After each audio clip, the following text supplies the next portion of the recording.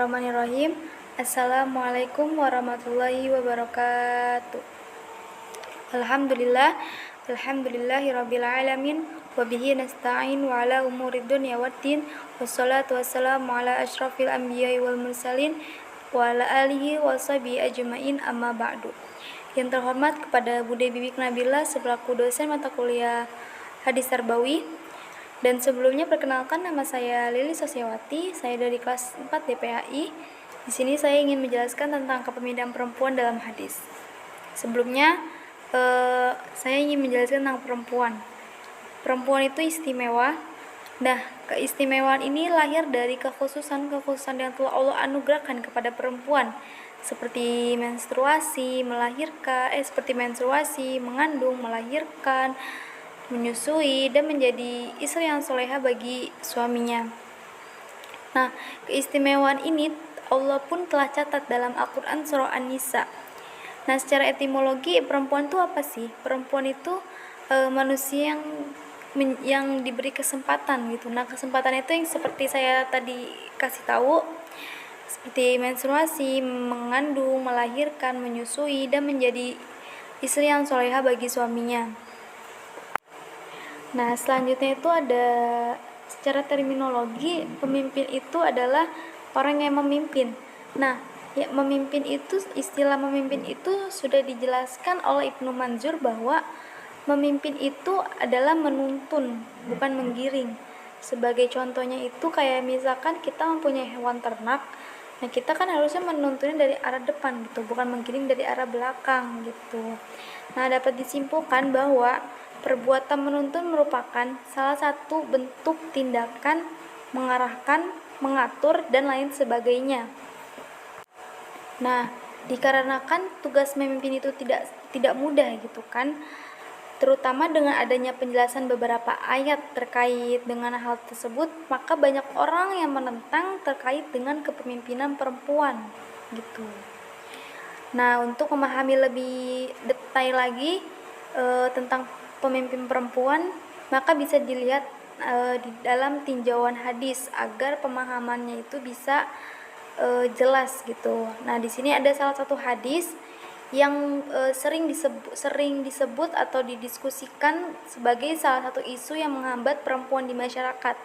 Nah, hadisnya itu yang berbunyi An Abi Bakrata qala laqad nafa'anillahu bikalimati sami'tuha min Rasulillahi sallallahu alaihi wasallam ayyamal jamal ba'dama kittu an alhaqa bi ashabil jamal fa aqwatila ma'ahum qala lamma balagha Rasulullahi sallallahu alaihi wasallam anna ahlal farisa qad malaku alaihim binta Kisra qala la yufliha qaumun walau amrohumum ro'ata. Dari Abu Bakrah berkata, Allah menjagaku dengan sesuatu yang aku dengar dari Rasulullah Shallallahu Alaihi Wasallam pada perang Jamal, yakni tatkala aku hampir bergabung dengan para penunggang kuda guna berperang bersama mereka. Abu Bakrah meneruskan, saat Kaisar Persia mati, Rasulullah bersabda, siapa yang menjadi penggantinya? Gitu. Mereka menjawab, putrinya. Lalu Nabi pun bersabda, tidak akan beruntung suatu kaum yang menyerahkan urusan mereka kepada perempuan. Hadis riwayat Bukhari. Nah, jadi hadis ini disampaikan oleh Nabi Muhammad ketika mendengar berita dari salah satu sahabat tentang pengangkatan seorang ratu di Persia yang bernama Buaran binti Sarawai bin Kisra. Nah, dia diangkat menjadi ratu karena saudara laki-lakinya itu sudah terbunuh semuanya. Karena perang saudara yang memperebutkan kekuasaan gitu. Nah, ini tuh terjadi pada tahun 9 Hijriah kalau nggak salah. Terus sedangkan alasan periwayatan Abu Bakar terhadap hadis ini itu apa sih?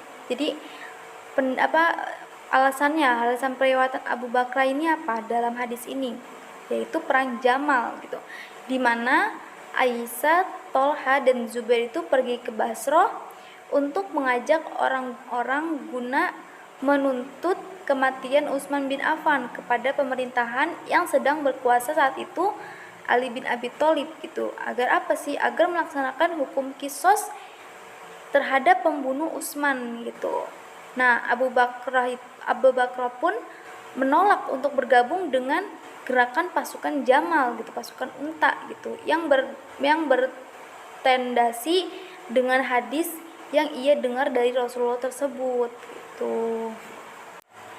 Nah, selanjutnya dari Imam Al-Jaziri menuliskan salah satu dari kitabnya yang bertajuk itu Uddata wa Ubar min Ahadisi Sayyidil Al-Bashar.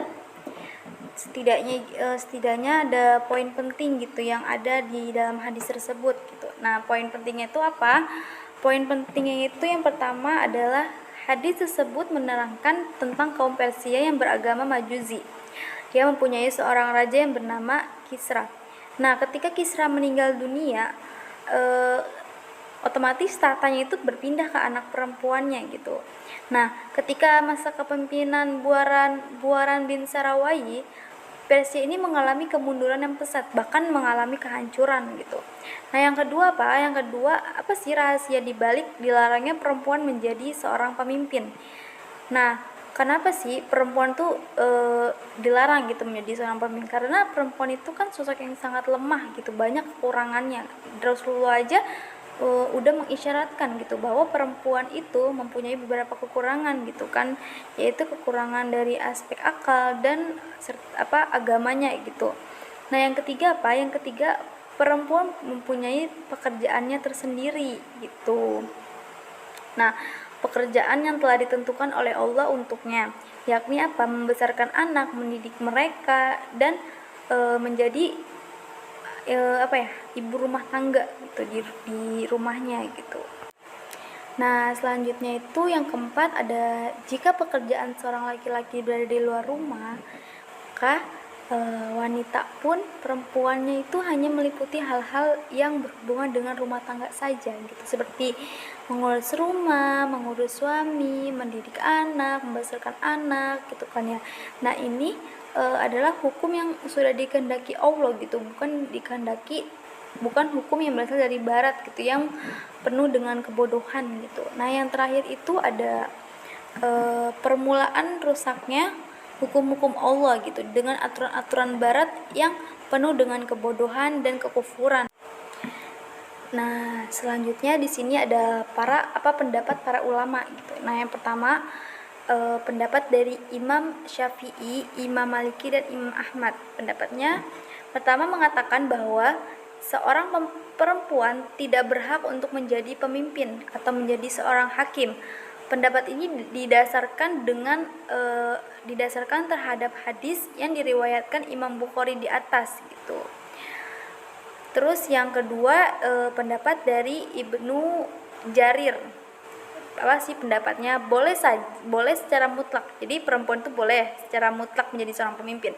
Maksudnya perempuan boleh menjadi pemimpin atau seorang hakim dalam semua ranah hukum, baik dalam ranah ahwal asyasiyah atau hukum keluarga ataupun hukum jinayat pidana gitu. Nah, yang terakhir dari Imam Abu Hanifah. Nah, pendapatnya itu wanita boleh menjadi pemimpin atau seorang hakim di dalam ranah yang dimana dalam ranah tersebut persaksiannya itu diterima, yakni ranah ahwal asyahsiyah atau hukum keluarga. Wanita tidak boleh menguasai hukum yang berhubungan hukum jinayat atau hukum pidana.